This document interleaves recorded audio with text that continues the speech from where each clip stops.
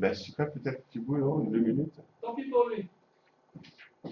Bon, ben, parce qu'il est concerné. Bonjour, bonjour. Donc, en fait, bon, le titre, je l'ai laissé en anglais parce qu'on avait fait un exposé avant pour les collègues malaisiens. On leur a exposé un peu ce qu'on faisait à l'université. Donc, cet exposé, donc, s'intitule en fait la spectrophotométrie des étoiles variables, la Locaïnden. Alors, au début, je vais exposer un petit aperçu ce qui se fait à Locaïnden. Donc, dans le cadre de quelques programmes internationaux. Je parlerai ensuite de l'instrumentation, de la spectro qu'on a installée. J'enchaînerai après sur la campagne de mesure qu'on a pu faire, donc en spectro et en photométrie. Donc, sur cette image, vous voyez un peu l'observatoire. C'est des copoles maintenant que ça fait des humules. Alors, chaque copole, on va dire, ça correspond à un programme international. Donc, on a un peu les derniers, c'est les Belges, c'est les trappistes. C'est celle qui est bien. Non, non, là, il n'y a pas encore, parce que ça fait une semaine qu'ils l'ont monté, là, donc on n'a pas encore, c'est pas récent. Et donc, alors, là, on a, alors, Renoir, c'est avec les Américains, c'est l'Université Illinois. Donc, sur en fait, c'est l'étude bon, soleil, sur le soleil. Il y a le MOS, c'est celui à Claudine. Donc ça fait normalement, c'est venu pour 12 ans. Là, c'est sa 6e année. Il fait pas mal de choses. C'est vrai, il faut dire qu'on lui doit beaucoup pour la réputation de l'observatoire avec les découvertes. Il y a les Saoudiens. Alors, ils se sont installés dernièrement. C'est dans un cadre d'uniformiser en fait la vision de la Lune à travers le monde. On est la 5e station à travers donc, le monde. Il y a une en Arabie Saoudite, un peu partout, à Hawaï. Et donc, sinon, bon, la coupole centrale, c'est là où on est. Donc, c'est là où on a installé la spectrophotométrie.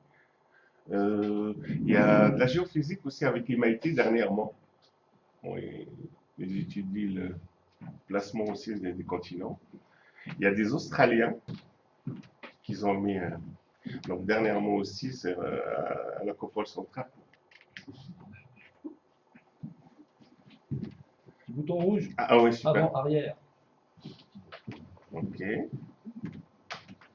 Voilà. Ah oui, ben voilà, c'est vrai, c'est pratique. Donc là, bon, c'est un peu le. Là, oui, c'est bon, juste. Donc là, on est à l'altitude de 1700 mètres. Bon, ça, c'était pendant l'hiver. C'est vrai que cette année, on n'avait pas beaucoup de neige. Alors, donc, je disais que il y a pas mal de projets maintenant. Il y a aussi le. Alors, oui, là, celui-là, Scanner, donc ça, c'est les Saoudiens. Il y a, il y a celui-là, c'est avec l'agence spatiale coréenne. Donc, bon, alors, ils étudient, c'est un TC-100 robotisé, et ils étudient les trajectoires des satellites. Hein. Donc, ils ne tombent pas sur la Terre.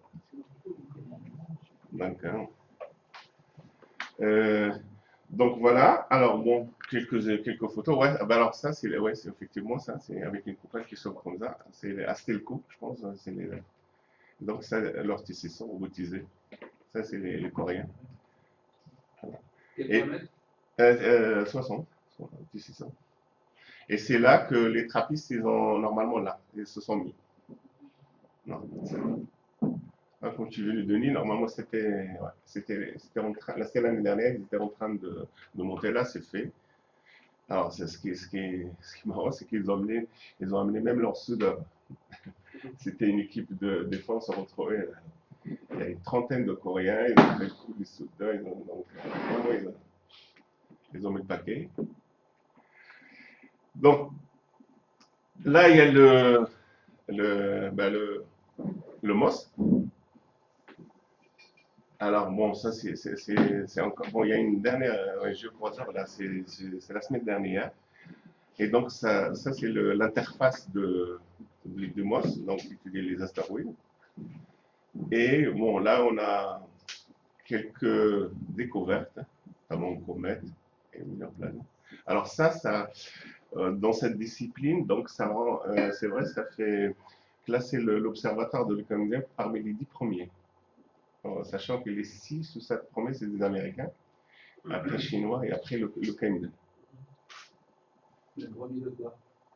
Parmi les 10 premiers, dans le nombre d'observations et les découvertes. Sur des... Ça s'arrose, hein. Avec du tel. Là, c'est trop. Ah, voilà, bon, une photo montrant le Canada. Alors, c'était des collègues coréens. Bon, ça, d'accord. Et Marivol, mon Thibaut. Et alors, à certains moments, c'est vrai, on se retrouvait là-haut. Bon, ça parlait berbère, ça parlait arabe, ça parlait anglais, ça parlait coréen. Il y avait tout. Il y avait des Allemands aussi parce qu'à c'était le cours. Et voilà, c'était. Et là, bon, c'est le salon de l'observatoire. Et généralement, là, c'est servi de bon tagine à 3 heures du matin, à 3 h, 4 h. Benji, si t'es intéressé à 3 h, 4 h, bienvenue. Voilà donc, voilà, ça c'est au cours de l'installation, c'est vrai, les premières, on va dire, voyages du collègue Thibault avec Marivol pour l'installation. Alors, j'enchaîne sur l'instrumentation. Voilà la bête maintenant qu'on était montée. C'est vrai, là on équilibre. Donc, on voit 2 têtes en bas. Donc là, il y a les 2 tubes. Bon, je parlerai plus. C'est 14, Lazare. Et donc, la QCI avec la monture fourche. QCI. Ah, mais ils arrivent. Voilà. J'ai montré le. Continue. Donc,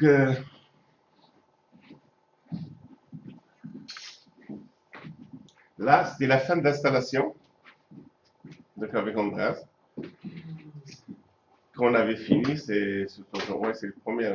Donc, alors, en fait, la manip,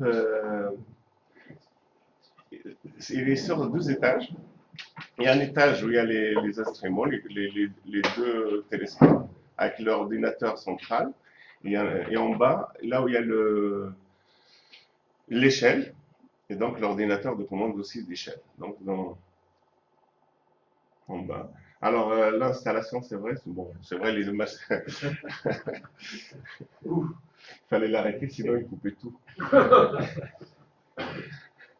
Donc là, Thibaut au travail. Là, c'est un variateur. Bon, je vais vous expliquer pourquoi. Oui,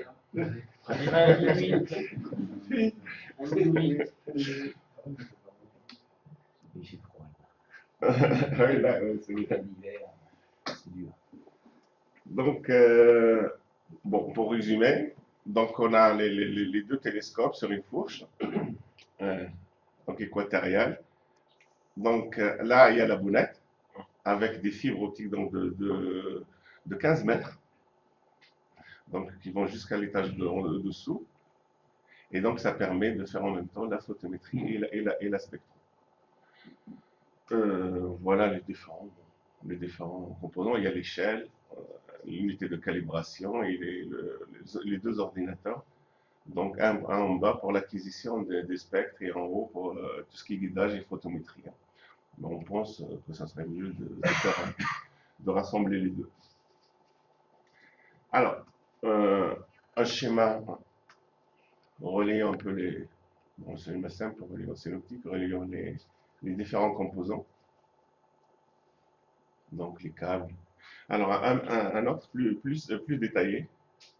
Donc, il y a tous ce qui permet donc un remote à distance. On voit les télescopes, l'échelle. Donc, comme je disais, c'est vrai, bon, qu'on avait l'image, l'installation est finie, mais il y avait quand même il y avait des freins pour l'installation qu'on a rencontré.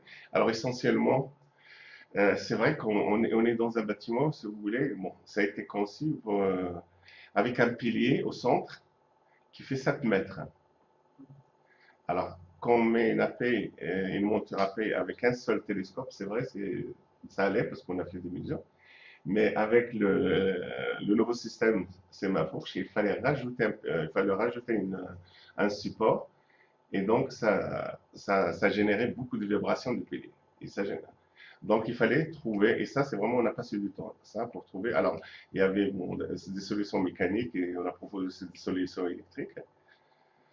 Alors, donc, ça, bon, les solutions mécaniques, c'est consistait, bon, je vais vous faire montrer là les photos, à l'installation des amortisseurs et tout ce qui est électrique, bon, parce qu'il y avait des rampes et quand la coupole tournait, ça faisait vraiment vibrer le support. Donc, il y avait aussi, et ça, on était un peu malchanceux, le problème d'instabilité d'Internet, ça a duré un mois. Et ça, c'était pénible, ça. Bon, parce qu'on est tombé, la ligne qu'on avait affectée, elle était vraiment, elle était pas la bonne. Alors, on a le problème de dérive d'acopole. Alors ça, c'est, oui, c'est dit, bon, comme on a les deux télescopes qui donnent sur un signe de 80 cm, c'est juste, donc c'est vraiment juste, et ça génère vraiment. Et donc, ouais. Et donc, c'est limite, donc la largeur des sémis est limite par rapport au diamètre des télescopes. Donc ça, c'est l'équipe, on a, bon, c'était les ex-doctorantes. Une étudiante, c'est vrai qu'on regrette parce que bon, il est parti faire sa vie, mais sinon, c'est elle qui a fait tout ce qui est les résolutions électriques, bon, l'installation du variateur. Bon, c'est un collègue à l'EFST, c'est un technicien, on va dire, il nous a beaucoup aidé. Il est bien entouré comme garçon. Tu connais bien les demoiselles. Quand les gens travaillent, bon. Alors, donc voilà les systèmes mécaniques qu'on a fait. Bon, donc c'est ça bon, l'origine en fait qu'on mettait. Bon, il pèse quand même 80 kilos sur le pilier. Alors, c'est vrai, ça génère des vibrations. Alors, on a mis vraiment le CSD, donc c'est du bois rouge avec donc des cylindres et c'est, s'il vous plaît, Mercedes. C'est un acheter. Et non, mais le système vraiment il marche parce qu'il résiste à des vitesses de vent assez grandes. Et donc pour le moment, ça c'est, on va dire vraiment c'est résolu. Donc ça a permis d'enlever toutes les vibrations mécaniques. Il y avait aussi le problème de démarrage de la coupole qu'on est, et c'est donc ça, comme c'était abrupt, ça générait des vibrations. Alors il fallait installer un variateur intermédiaire, et ça a permis de, de résoudre ça aussi. Hein. Donc là, donc, on a pu avoir finalement les stabilités des images. Alors, rapidement, alors c'est juste parce que ça c'est un peu, c'est un email du responsable de Maroc Télécom de la région Marrakech. Alors pour vous dire, c'est vrai, on était avec Thibou, c'est vrai, on était vraiment dépassés, ça nous a énervé parce que vraiment, ça coupait toutes les 3 minutes. Et on ne croyait pas. Alors c'est vrai, ils ont fait le voyage beaucoup de fois. Et on avait marre, et j'avais envoyé une email, j'en avais marre à 2 h du matin. Et le gars, je ne sais pas, il se levait à 4h17. il envoie un email à 4h17 et il dit Salam, bonjour. Une intervention est programmée à 9h sur Cordier.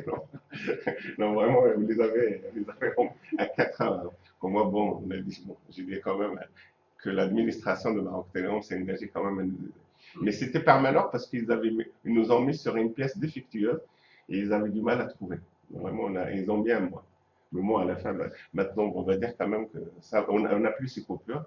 C'est vrai que le débit est long, mais on a quand même ça assuré. Bon, alors, la dérive de la COP, problème de dérive bon, par rapport au télescope. Alors, c'est vrai, bon, comme il n'y avait pas de solution, on était obligé d'intervenir continu à distance. Sinon, alors, soit on perdait le signal spectro ou alors photométrie. Là, on a privilégié, c'est vrai, on a privilégié pour la campagne. J'explique comment la solution on a retenu. Oui, bien sûr. Enfin, je ne sais pas. Non, non, vas-y, vas-y. Parce que, voilà. Donc effectivement, la problématique, c'est qu'on a ces deux tubes. Alors suivant les directions, les azimuts qu'on choisit, les angles changent. Donc évidemment, quand on vise plein est, quasiment, bah, les deux tubes sont comme ça, donc il n'y a pas de problème, ils passent bien dans le cimier. En revanche, il y a des azimuts pour lesquels ça ne fonctionne pas. Donc en fait, quand on utilise les logiciels classiques avec des commandes d'esclavage du dôme en fonction de la position et coordonnées du télescope, l'azimut de la coupole qui est renvoyée n'est pas suffisamment précis parce qu'on passe au millimètre. Hein. Donc, la solution radicale, ce serait soit de changer la coupole, ça sera un coût trop important, soit de mettre de la disqueuse dedans, comme proposait Benji hier. Donc ça, c'est aussi un peu radical, perché sur une tour de 10 mètres de haut, une disqueuse 3000 mètres d'altitude, c'est peut-être pas une bonne idée, mais si tu veux venir le faire avec plaisir. Voilà, donc ce qu'on a fait, c'est qu'on a dû effectivement réécrire un programme, alors en Python, excusez-nous, Benjamin, pour avoir fait ça. Eh oui, oui. En fait, on a utilisé des solutions sur la suggestion de Denis qui ont été retenues au T193. Parce qu'en fait, au T193, il y a tellement de flexion dans la monture qu'ils ont été incapables de faire un programme qui, analytiquement, va calculer la position de l'azimut de la coupole en fonction des coordonnées du télescope.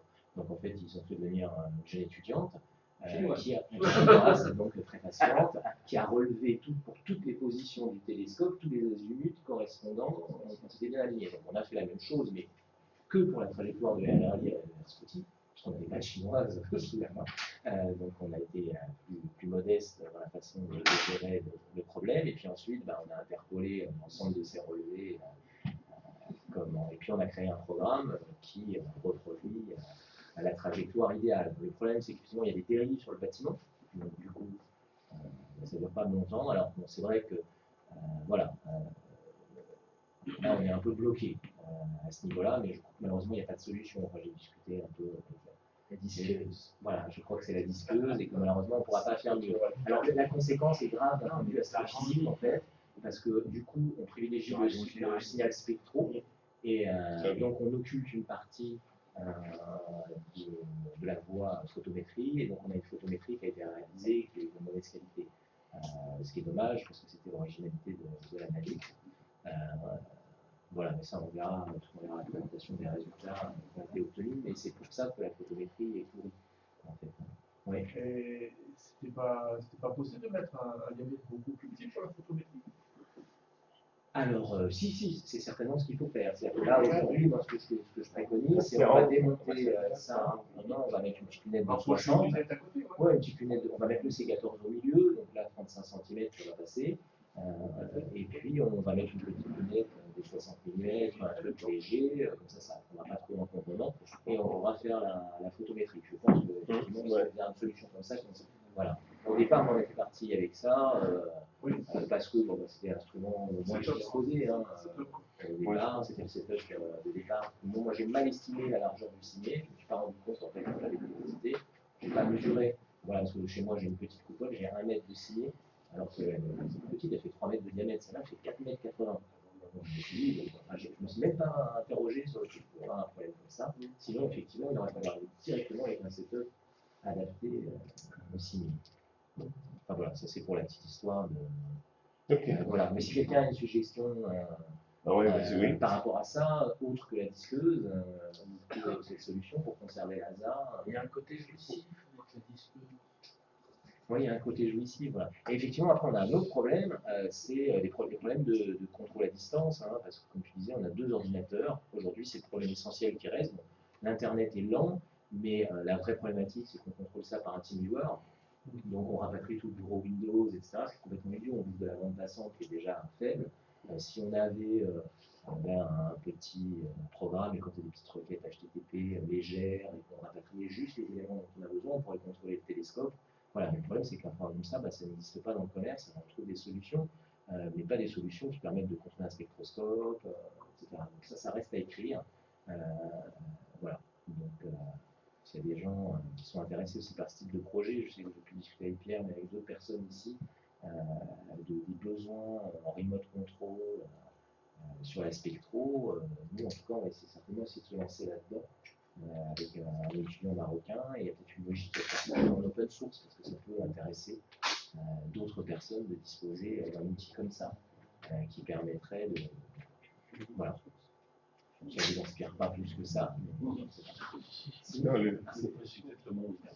Voilà, je crois que tout le monde dort. Le problème sur ça, c'est qu'on dort la nuit, en fait, parce qu'on travaille le matin. ouais. Pierre, voilà, il a un magnifique observatoire chez lui, avec un bel abri, avec un beau télescope, etc. Il ne s'en sert pas. Parce que le matin, il se lève tôt, les enfants, les machins, etc. Et comme il veut faire de la spectro, il n'a pas de solution toute faite. Et bien, à un moment donné, il va falloir traiter le problème. C'est un problème, mais ça commence à irriter. Ça commence à irriter, voilà. Et on retourne vers toi parce que. Mais il y a des trucs qui ont déjà été pris en place. Moi, je pense à Thierry Lemoule qui a, J'étais en train de chercher qui a mis en place en fait la robotisation de ses observations. Ouais. Il a fait des scripts en Python et en fait, il met sa liste de cibles en début de nuit. Il lance le script, ça lui fait tous les normes de calibration, le machin. Et le lendemain matin, il récupère même les spectres traités. Ah ouais. C'est exactement ça. C'est pour voir avec lui. C'est possible de contacter. Thierry Lemoule, il est vraiment C'est possible de très avancé. contacter. Est-ce qu'on peut le voir Parce que moi j'avais vu des trucs de tarot là, des clots là. Bah, lui, effectivement, le matin, il se connecte sur son interface internet, il a toutes les cours de la nuit. Mais c'est ça qui est joue. En fait, moi j'en connais 3 qui l'ont fait. Il y a Michel Pujol sur Au-delà, il y a Thierry Lemoult sur Prism, et il y a un Anglais, Andrew Smith, qui l'a fait avec The SkyX. D'accord. Donc les solutions existent. Après, c'est c'est du script, c'est relativement compliqué quand Oui, même. ouais. Mais bon, Mais tu veux le moule, c'est vachement ouvert. oh bah, Michel aussi. Enfin, oui, non, mais les 3, il n'y a pas de souci, quoi. Thierry Lemoule au RCE, Parce qu'il sera là. Ah bah oui, il va présenter au RCE. a priori, au RCE, a présenté justement sa robotisation. Au En RCE, novembre, en novembre, il m'a dit qu'il présenterait. Il faut que je le relance. Voilà. Apparemment, c'est dans les cartons. D'accord. Parce que là, en plus, on a une architecture un peu compliquée. On a 2 PC, un qui est en bas, Oui, mais un qui est en haut, avec des programmes complètement différents. Entre eux, il faut tout contrôler ça de manière synchronisée. On a besoin d'un opérateur, en fait. Alors, bon, Magid, bravo à lui, il a tenu 40 nuits sans dormir, mais Il y a des séquelles. mais il y a des séquelles maintenant. Non, mais on peut pas, c'est pas raisonnable. Il faut des solutions. Voilà. Non, mais c'est vrai, il faut dire que bon, je me plains pas, mais Et c'est. d'autant plus qu'il y a ce problème de signe. Non, c'est comme toi. Nous, on a juste le 3 quarts, c'est l'enseignement. Et donc, quand tu as un cours à 8 heures, c'est vrai, c'est pas évident. Oups. Voilà. Et là, on est un peu. Ouais, puis on manque de ressources, en fait, de temps, parce que c'est pareil, on n'a pas le temps de s'entraîner, on n'a pas le temps de coder des millions de scripts à la musique, quoi. Et c'est dommage. Tu peux expliquer pourquoi la photométrie elle est faite avec le Newton si je me trompe? Pourquoi avec les Newton? Non, Plutôt pourquoi? avec Parce le que ça a l'air d'être un gros diamètre. C'est un 25 cm. Tu dis, je vais passer à 60. Pour RRR, ah bah oui, c'est en termes de bruit de photon, ça va être moins. Mais parce que vous faites quel type de UBVRI. Alors, on passe En aux vue 5. avec une lunette 60, je ne sais pas si tu auras quelque chose. Surtout avec En U, oui, mais c'est pour ça que j'avais mis Lazare, parce qu'on voulait l'idée c'est de faire du U, on est à la recherche du fameux bump, exactement comme toi, on recherche la même chose. Donc on s'est dit à Luca, 2700 mètres d'altitude avec un 250 qui est en Newton, donc il n'y a pas de lame de chimie qui peut stopper le U, donc ça crache vraiment, on va réussir à le voir. Bon, bah, La visqueuse. On l'a pas vu. Non, on l'a pas. Oui, mais à la vue des bruitages des courses, ça m'étonnerait qu'on arrive à le mettre en évidence. Bon, sous réserve aussi que le phénomène physique y soit, c'est pas parce qu'on ne détecte pas que ça ne vient pas forcément. Ça peut être aussi pas forcément l'idée accidentel. de faire le test sur une étoile. Oui, la SRIS, tu parles XRIS, et ça on le fera en cet automne, pour voir si on est capable de mettre en évidence la présence du bump à 0,7 dans l'indice U-. C'est bon? Ok. Bon, oui, très bien. Alors, je continue. Bon, là, le process, c'est le même. Donc, c'est vrai. Alors, à nous, on est un peu spécial, comme il y a les deux. Donc, en fait, on commence par la photométrie, le champ élégant avec quelques séries. Donc, on repère notre étoile. Et une fois qu'on l'a repérée, après, on essaie de la mettre dans la fibre. Bon, ça, c'est une séance. Donc, là, on voit. Là, on voit le champ des RLR. Bon, il y a tout ce qui est commande télescope avec la maxime DR et caméra. Et là, l'autoguidage. Donc, la première partie consiste à opérer en photométrie Après, donc, on met la cible. Bon, ça, c'est, on repère les XY. Et donc, on met la cible. Ça, c'est le trou 50 microns, hein. Donc, pour l'autoguidage. Et donc, après, ça permet un peu de prendre les spectres, hein. Ah oui, alors on s'est intéressé, bon, on avait que deux cibles, il y a la RLRA et aussi on a pris, ça nous a fait aussi au début avec Thibaut, on a pris aussi l'AR Scotty, bon, ça c'est le premier spectre, bon, c'est un peu avec 1200, c'est ça? C'est ça le premier spectre, ouais, de l'AR Scotty, ouais. Donc vraiment il crache, donc ça nous permet vraiment pour le Scotty, il n'y a pas de souci pour le. Donc voilà. Alors, donc, le déroulement de la campagne, c'est vrai, bon, grâce à Thibaut, donc on a pu quand même faire plein de missions. Bon, lui, je pense 4 ou 5, aller-retour quand même, minimum. 5 semaines. Ouais, ouais. Et donc, ça a permis, c'est vrai, aux étudiants, bon, il y avait une formation sur l'instrument, il y avait ouais, l'instrument, la spectrophotométrie en présentiel, en plus de l'installation.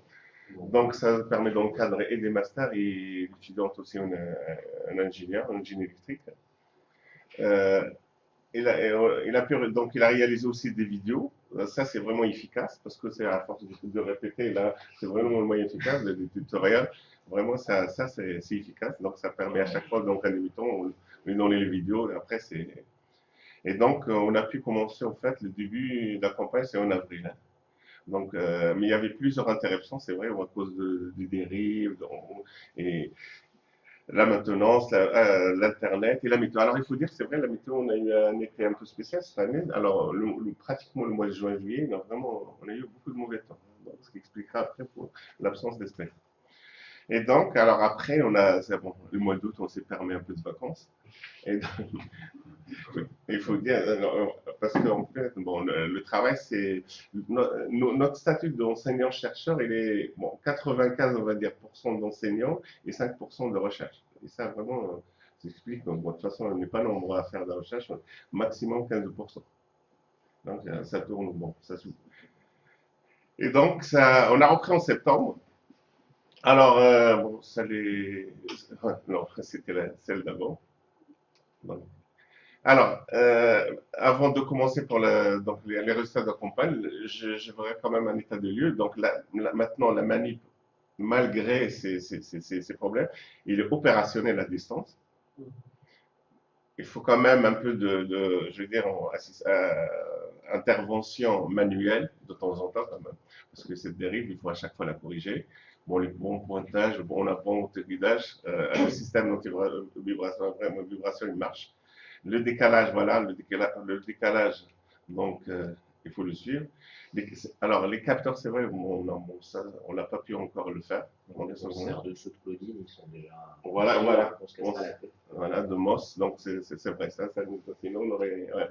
Donc il est bien fait celui de Claudine, alors bon. À 5 mètres de nous, à la même hauteur. Voilà, il a fait une page web, donc on a tous les renseignements, on surveille, voilà. Et donc, moi je dirais, c'est vrai que bon, du Maroc, le débit il est bien. C'est vrai que Thibaut, il m'a dit d'ici de France, il a plus de difficultés, mais nous, par de Marais, c'est vrai que quand même, il n'y a pas de souci. C'est vrai, les coupés, nous, on a vraiment, il est. Bon, ça il y a aussi, comme on disait, l'architecture informatique qui est mal conçue. Du coup, et le fait d'utiliser TeamViewer, on a le tournement de façon. Je vois à tes yeux, Benji, tu penses ça. Donc, il est opérationnel, mais bon, il y a encore du manuel. Alors, les recommandations, c'est vrai, bon, ça c'est. Bon, encore, si on commence une nouvelle campagne, enfin, bon, on peut faire des petits réglages au niveau des stations, revoir la connectivité, bon, consolider les têtes de fibre, un remplacement de fer plus court, bon, ça c'est des idées qu'on a eues au fur et à mesure. Bon, les capteurs météo, c'est vrai, les fermetures d'urgence, et ça, le fameux script Python avec Canopy pour et améliorer le débit de la. Alors, l'amélioration du débit Internet, quand même, parce que maintenant, c'est vrai, comme il y a les programmes internationaux, ils sont en train de faire vraiment un gros machin mutualisé que ce soit un gros distributeur. Bon, il y a la solution satellite aussi qui qui est envisageable. Bon, c'est sûr, ça coûte plus cher, mais je pense que l'université, là, il y a beaucoup de pression. Il n'y a pas que nous qui font pression, il y a tous les programmes. Donc, et là, ils ont commencé quand même au niveau de la maintenance, les étanchéités, c'est vrai, ça fait le témoin. Mais là, ça fait un mois qu'ils ont commencé, donc, que l'université a commencé donc à bouger un peu. Et j'espère qu'on aura, au niveau de débit, que ça s'améliorera cette année. Alors, donc, ça ne nous a pas empêché quand même de faire, on va dire, une petite campagne. Bah oui, 40 000, c'est bien quand même. Alors, C'est 40 000 ici, donc c'est super. alors, donc, dans les récoltés, ben, si on compte, c'est vrai, ce que tu as pris au début. Donc, on va dire 40 nuits en nuit spectroscopique et 60 nuits photométriques, donc UV-VRE. Alors, après, une fois qu'on avait récolté, on s'est fait des équipes. Donc, photométrie, spectroscopie. Alors là, il y avait des collègues du labo. Il y avait Thibaut, on s'est partagé aussi avec la photométrie. Alors, et aussi des masterantes. Dalal, c'est vraiment c'est une étudiante très, très, très efficace. Et vraiment, il a le profil de chercheur, de futur chercheur, parce que c'est quelqu'un qui contribue beaucoup. Et c'est elle qui a pratiquement fait tout ce qui. Il a traité plus de 1200 spectres. Rien. C'est un bon début. Mais là, c'est une étudiante, 2 mois là. En 2 mois, parce qu'il a autre chose. Normalement, il fait. Donc, Ouais. C'est bien. voilà. Alors, donc, on s'est dit que, voilà, normalement, pour la réunion, il fallait qu'on sortir quelque chose. Alors, donc, pour la spectroscopie, bon, on a traité avec au-delà, les filtrages avec au-delà aussi un peu MATLAB, déploiement des spectres. Les traçages, ça a été avec Python. Alors, on s'est intéressé à l'évolution de l'arrêt des trois, dédoublement de raies métallique de le faire. Bon, les valeurs, il faut oui ou pas encore. Bon, on est en train encore de déployer. Alors, ça, c'est un bilan. Bon, c'est un tableau récapitulatif. Donc, on s'est focalisé sur octobre, novembre, décembre. Donc là, sur ce tableau, bon, les nuits, les nombres de spectres, bon, des nuits jusqu'à 65, on peut. Il faut dire quand même que là, à l'automne, on était quand même, la masse d'air, elle était importante et on n'avait pas beaucoup d'heures aussi d'observation. Donc maximum 2, 3 heures maximum. Donc ce qui expliquait aussi les. Alors, le nombre de spectres, maximum, pour calculer, on a les différents maximums, il y a les vitesses électrocentriques, les phases spectraux, la correction, et les nuits où il y a les émissions. Donc, comme j'ai dit, là, des fois, c'est vrai, bon, comme on n'avait pas beaucoup de temps d'observation, donc on arrivait juste après l'observation, c'est ce qui explique. Alors, je pense qu'on a à peu près 9 nuits qui sont bien. Bon, ça, c'est rapidement la méthode de calcul de phase, bon, c'est classique. Donc, comme j'ai dit, il a traité plus de 1200 spectres. Les calculs, comme on a calculé. Alors, ça correspond au 28 octobre. Après, d'après les éphémérides de. Ça, c'est le grand parentage. Ouais, ça a se discuter. Parce que Thibaut, il le met en cause.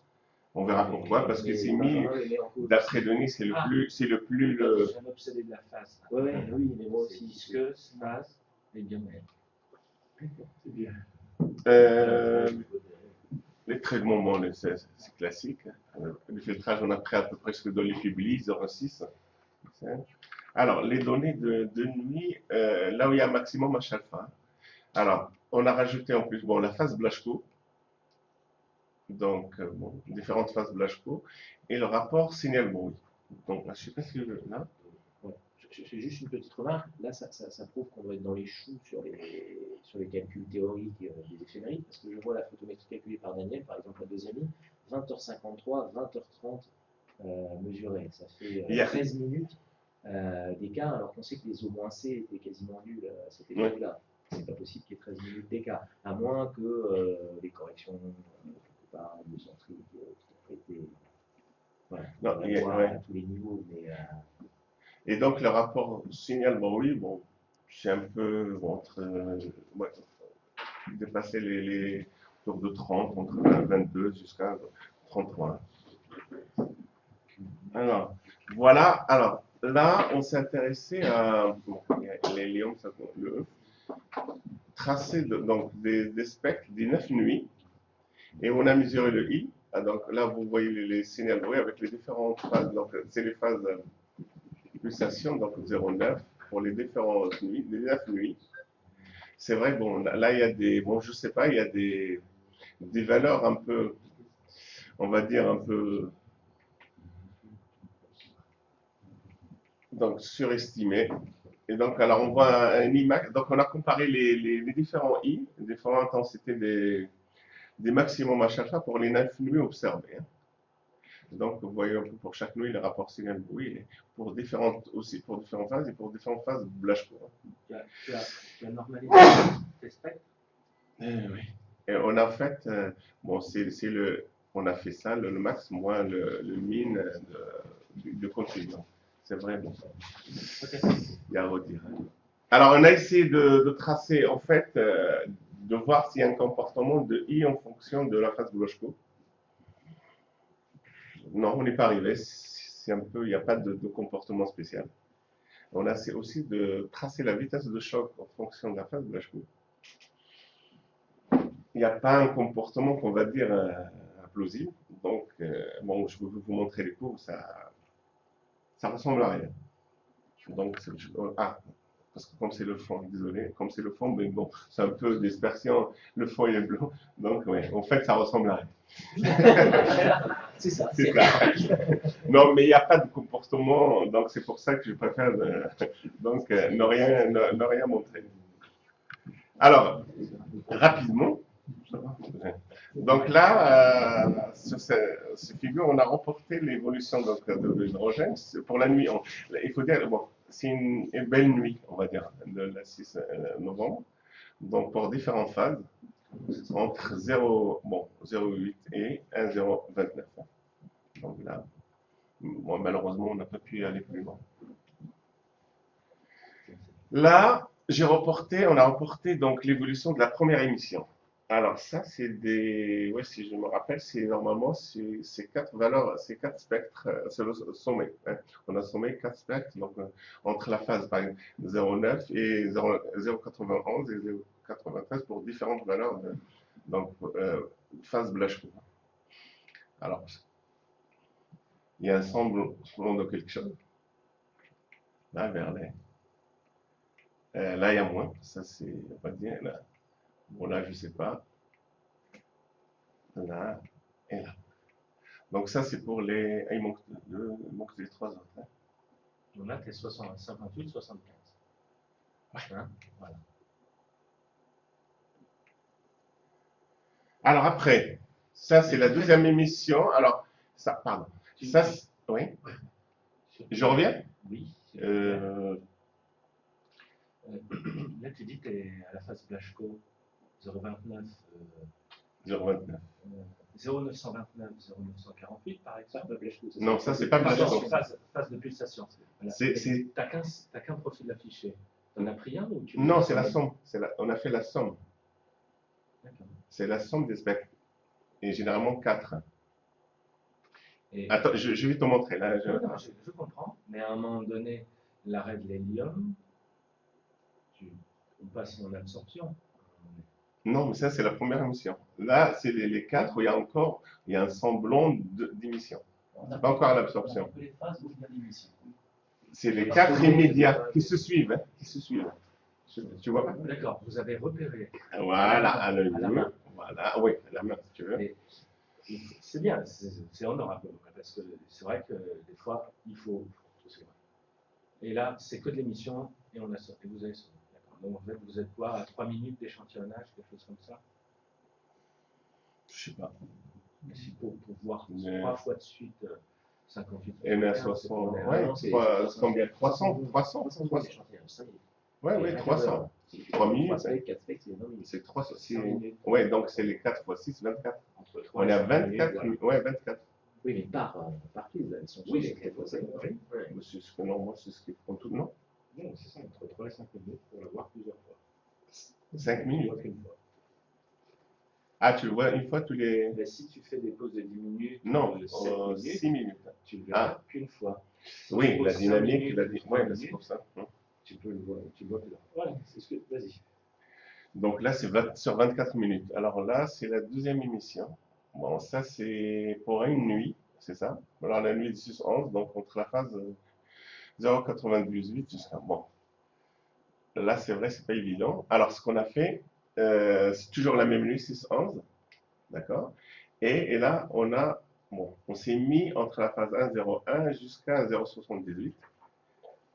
Et on a normalisé, donc, et on a sommé ces quatre. Et là, bon, donc, voilà ce qu'on obtient. Alors, pour avoir une idée, il faut comparer à celle observée en 2013, en octobre, donc le sujet de la thèse, de la publi, ce qu'on avait publié, donc ça. Donc, c'est la même zone. Donc, je suis sûr, c'est pas, donc c'est normal. Et donc, voilà. Alors, je reviens en arrière pour voir un peu. Alors, donc, je sais pas. Pour nous, bon, pour Fouad, il est sur à 102%. Moi, il est- Voilà. Donc, moi, j'ai fait ça exprès pour un peu, pour que vous ayez un peu le fait. on a cherché à la main les Quatre. phases pour l'émission et on croit qu'il est là. Voilà. On voit bien qu'on saute des phases. 1.010, 1.022. Mmh. Là, on a sauté. Là, ouais, attends, je remets. Là, voilà. Donc, C'est uniquement les phases où ouais, voilà. Normalement, on a dépassé la période d'absorption. La première émission, absorption, et après, c'est la deuxième émission. Parce que tu n'as pas une deuxième émission, en fait, c'est la première.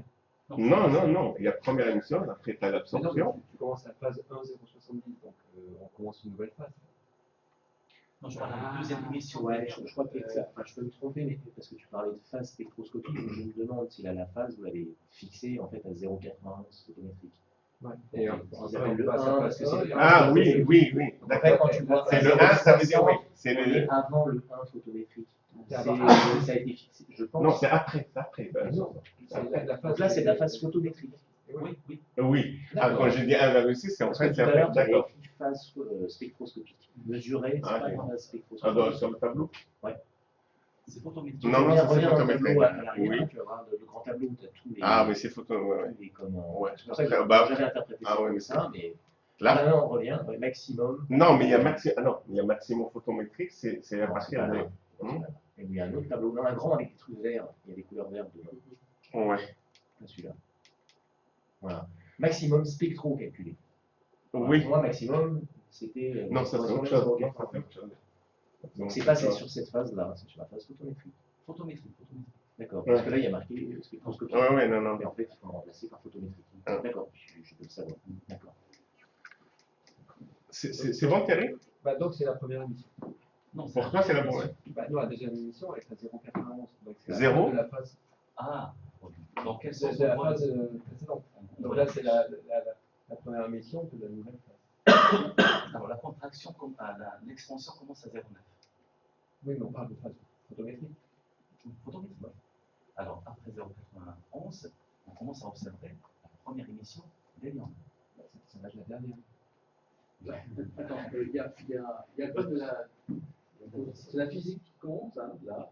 Et donc, en fait, c'est une onde qui monte dans l'atmosphère. À 0,91, elle est en bas de l'atmosphère, elle va générer une première émission d'hélium. L'onde, elle continue. Et elle va générer une deuxième émission d'hélium, qui est celle-ci, où ça a un profil P-cyclique. Et c'est pour ça qu'on passe de la première à la dernière, au sens où ça a été dénommé comme processus physique. Maintenant, je comprends ce que tu veux dire, mais on n'a pas associé, on a préféré donner priorité au même processus physique, de manière chronologique, hein, donc ça s'appelle, mais pas donner priorité à la valeur de la phase photométrique. Ouais, c'est ça qu'il faudra mettre en valeur. Réapparition de La réapparition d'hélium, Ouais. c'est toujours la même onde. à la phase photométrique du cycle suivant. Voilà. Et c'est toujours la même onde, en fait. On fait un chronologique. Ah, je suis un C'est ça qui a peu... été choisi pour la dénomination première et deuxième émission. Exactement. Et c'est en contradiction, effectivement, avec la valeur de la phase photométrique du cycle. Et là, c'était un choix de donner priorité au processus physique pour la description. Voilà, donc on a pu comparer. On estime qu'il y a quelque chose dans la deuxième mission. Donc, alors, toujours, bon, ça c'est aussi on s'est intéressé au dédoublement de rêve, c'est vrai, bon, là, désolé. Tu as pu faire des dessins plus petits. Là, j'ai mal incorporé, ouais. Mais sinon, c'est, ouais. Hein, bon, on voit quand même, on voit là le rouge après, et ben, il y a le décalement après vers le bleu, hein, le dédoublement. Bon, c'est vrai qu'ici, ouais, il y a un semblant, là c'est un peu visible. Hein, et après le passage, vous pouvez remarquer là du rouge, et après, bon, il y a le dédoublement, et il y a le passage après dans le bleu. Voilà. Nous, on n'a rien vu. Ah ouais? Il faut rapprocher, hein? Non, mais là j'ai juste quelques vues, mais bon, si tu veux, il y a tous les spectres, jour par jour, donc plus. Non, on ne doute pas, mais je veux dire, pour ta démonstration, là, du point de vue pédagogique, c'est un peu limite. D'accord. Accordé. Non, mais il faut être d'accord, c'est vrai. On fait tout, non, mais on fait souvent les remarques aux étudiants. C'est normal, il faut accepter. Alors, je passe à la photométrie, mais là, c'est moins prometteur parce que c'est vrai qu'on explique. Ça fait une question. Oui. Là où tu as le dédoublement maximum entre les deux composantes de ta raie de fer, tu as combien de kilomètres par seconde de séparation? Oh, alors, je dois avoir ça quelques tableaux. Sur un tableau, on avait calculé ou pas? Ouais, et je dois avoir ça. On a dit de faire un tableau, mais il doit l'avoir. Tu peux le dire, mais. Non, j'ai pas de mémoire. Mais je dois te retrouver quelque part parce qu'on effectivement, on a fait le tableau, si tu veux. Donc, ouais, alors en photométrie, ouais, comme je disais, c'est vrai, bon, il fallait à un certain moment choisir, faire le choix inévitable de favoriser la spectro. Donc, ce qui faisait que, bon, c'est vrai, on a perdu beaucoup en photométrie, malheureusement. Donc, alors, rapidement, bon, on les a traités avec Geraf. Les tracés de courbes, ça c'est une autre étudiante qu'on a. Voilà, donc, on a beaucoup de cheveux à ouvrir, heureusement. Alors, et donc, bon, on s'intéressait donc à la recherche de early shock. Et ça, bon, on peut encore. Un indice de couleur. En fait, c'est en U-D. C'est pas précisé, mais c'est en U-D. La recherche du peuple. Ouais. C'est pas dans les courbes. Alors, bon, c'est vrai là aussi, c'est pas trop, je suis pas derrière. Mais bon, là, on a rassemblé un peu tous les nuits avec les phases calculées, les phases de Blaschko et tout. Donc, on a fait quand même, bon, on les a mis ensemble pour passer les renseignements. Il y a une qui fait la spectro et l'autre fait la photométrie. Et ils sont en train de trouver s'il y a une corrélation entre les deux. Alors là, bon, c'est des exemples de cours qu'on a obtenus, par exemple, pour le 29 octobre. Donc pour différents filtres, et là on voit les temps de pause, 34 et 3 et 8 secondes, en fait là c'est... Donc il faisait en manip, c'est pré-enregistré, et normalement c'est automatique. On a rédigé la spectro dans le sens où il aurait fallu défocaliser beaucoup plus.